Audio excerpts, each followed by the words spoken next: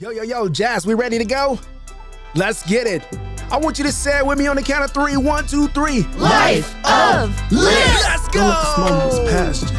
Grab you a pen in the pad. Life is moving too fast. Slow down, live you a life of list. Don't let this moment was past you. Grab you a pen in the pad.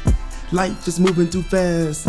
Slow down, live you a life of list. Yo, welcome back to another episode of Life of List. In fact, I want you all to start saying that with me. Like in the intro, I said, say it with me one time on the count of 3. 1, 2, 3, Life of List.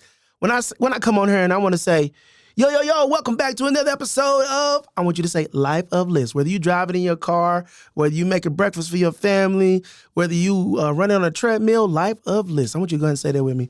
Of course, I can't do any of this without the support, the loving kindness, generosity of Possibility Studios, powered by Paradigm Shift. And y'all know who coming up. My producer, Jazz. Show us some love. Snap it up. Today, we are going to be talking about the highs and the lows. The working through the highs and the lows is the name of this episode in this chapter. Of course, I want to remind you, if you have not bought the book, if you do not have the book, please go out and check that book out. You can get it off Amazon. You can hit up Possibilities. You can reach out to me on social media.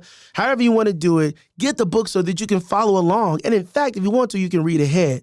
But I think having the book will give you some concepts, just kind of some behind the scenes type of things. I'm only giving you the story. Of course, there's some observations that I put in the book. You get the story, you get the observation, you get the lesson in the application. There's so many good things in the book in addition to the podcast. But I really want you to be able to be a part of the Life of List community. So go ahead, pick that up, grab it.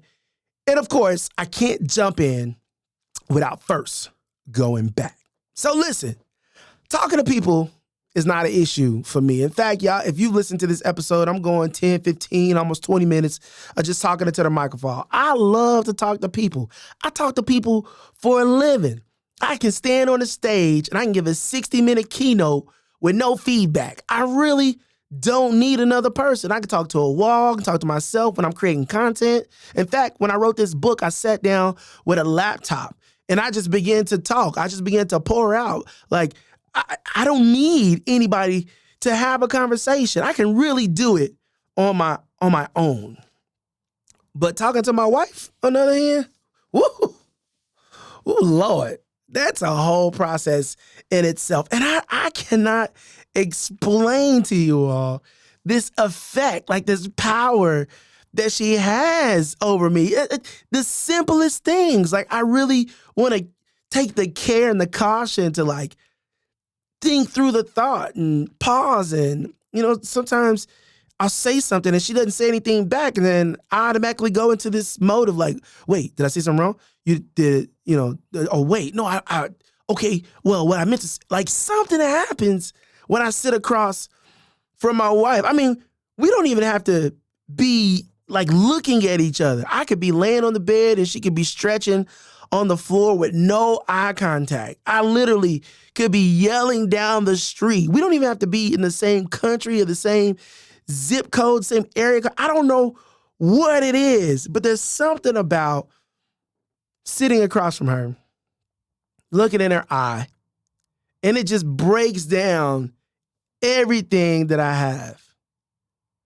She's special and she's unique. And we sometimes have hard conversations. We have lots of fun, but we have hard conversations. And being around somebody for years, you're going to have some highs and lows. Some stuff is going to happen. But what I've learned over the years, even since writing this book, is to lean in to those moments. I think there's this thing about wanting to hope that things work themselves out. And I know you all have said it. It'll work itself out. It'll work itself out. And I am proof that sometimes that is not the case. I'm not saying it's always the case. Some things I think will just kind of work themselves out, but some things need to be addressed on purpose. They need to be singled out. They need to be highlighted. They need to be discussed. And today I want to talk about why it's important to lean into those moments. There have been so many times over the course of knowing my wife that we've come to these pivotal moments where we could go left or we could go right. We can go over, we can go under, we can go through it. There's so many options. And sad to say, sometimes we didn't lean into those moments. And we tried to let themselves work themselves out. And I wish I could go back to my younger self and say, Derek, lean in. Lean in, bro. Don't be avoidant.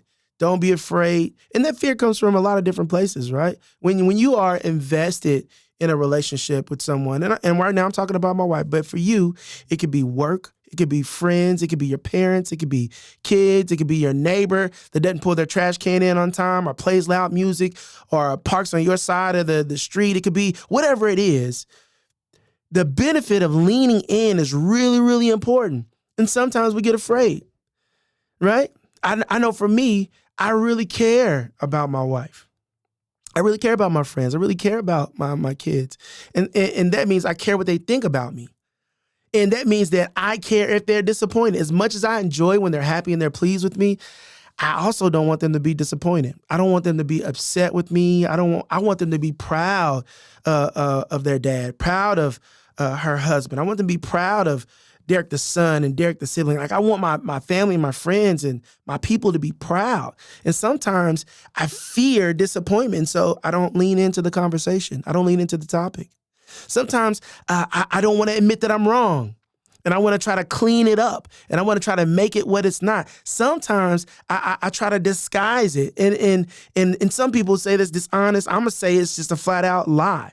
When we're trying to protect our image and we don't want to lean into the things, when we don't want to swallow our pride and admit that we were wrong, and we don't want things to get better because it means that we're going to have to do some changing and that it's not all on the other person, leaning into those moments is very, very important.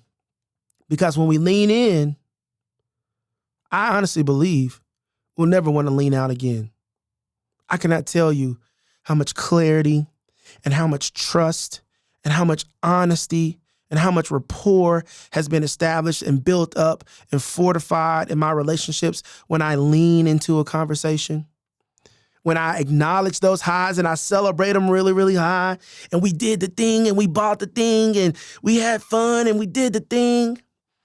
And just as much as I lean into those moments, just as much as I recap and I highlight and I celebrate and I'm joyous in those situations, in the same way that I do that, I have to lean into those low moments as well. It's true. Life isn't all peachy keen. It's not all roses and flowers. It's not all Skip to Malou. Was that a basketball player? That was a basketball player. Skip to Malou. It's not all the fun stuff. We can lean into those, and it's great, and I'm telling you, it's wonderful.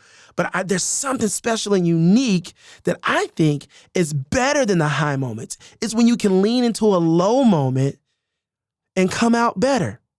When you can lean into conflict, when you can lean into these rough moments, and you can come out with clarity and understanding, there's nothing like it in the whole wide world. I promise you, there is nothing like going into conflict with someone, going into a disagreement and coming out with clarity and honesty and raw feelings are being shared and expressed and views and perspectives are being shared and expressed. And you come out still looking at that person in the eye and loving them more and caring about them more and respecting them more. Oh my goodness. When we can lean in to those highs and the lows, that's where relationship is established. That's where trust is fortified.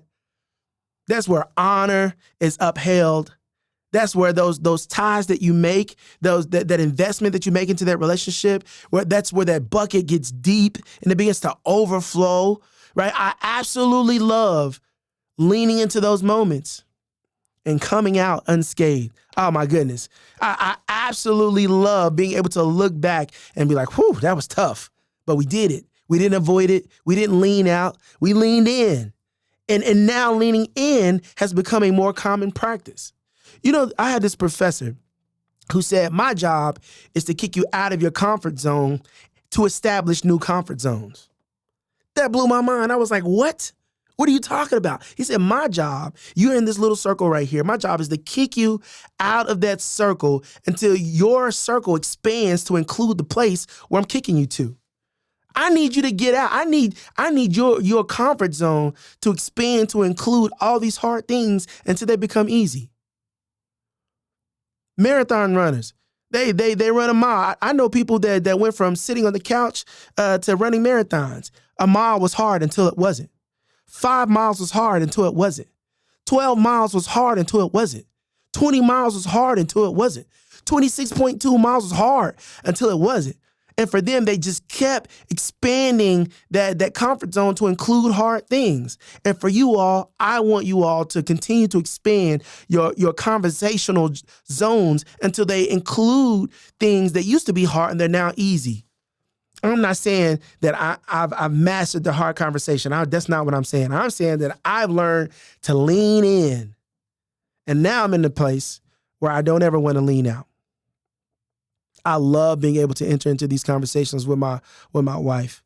We're so much better now because I enjoy leaning into those conversations with my kids. I absolutely love it because now we don't ever want to lean out. We have that connection. I love leaning into those hard conversations with my friends because now we're connected. I'm having hard conversations with my mom, with my siblings. I'm having hard business conversations with business partners. I lean into them, and I want you all to lean into them too. Don't just lean into the high moments. That's the easy stuff. We did the thing, we accomplished the thing, we made the money, we did the thing, we bought the thing, we got the thing.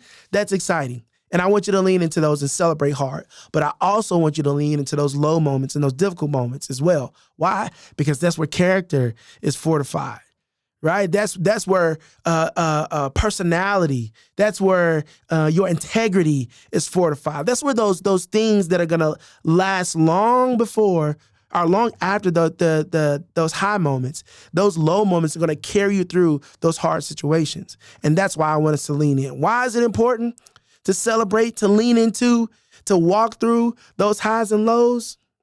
Because it's just as much as we celebrate those great accomplishments on the high side, I want us to celebrate those hard conversations on the low end. So for you, I challenge you this week, sit, stop, think about a conversation that you've been avoiding. I want you to think about that person that you said, I'm done with them, I'm not going to talk to them because we can't agree, right? Whatever that is, I want you to think about the person, think about the topic, think about the thing. Your boss at work, your coworkers, your family members, your neighbor. I want you to think about somebody that you have been leaning out from, that you've been avoiding, and I want you to lean in. Oh my goodness, if I could encourage you all to just lean into those conversations and get comfortable in those tough moments, you'll never want to lean out. Celebrate highs and lows. And if I could say one thing as I close, lean in. Thanks again for listening to another episode of My Life of List, hosted by yours truly, Derek Sire, powered by Paradigm Shift, recorded in the Possibility Studios. Signing off until next time. Don't let the small moments pass you. Grab you a pen and a pad. Life is moving too fast. Slow down, live you a life of list.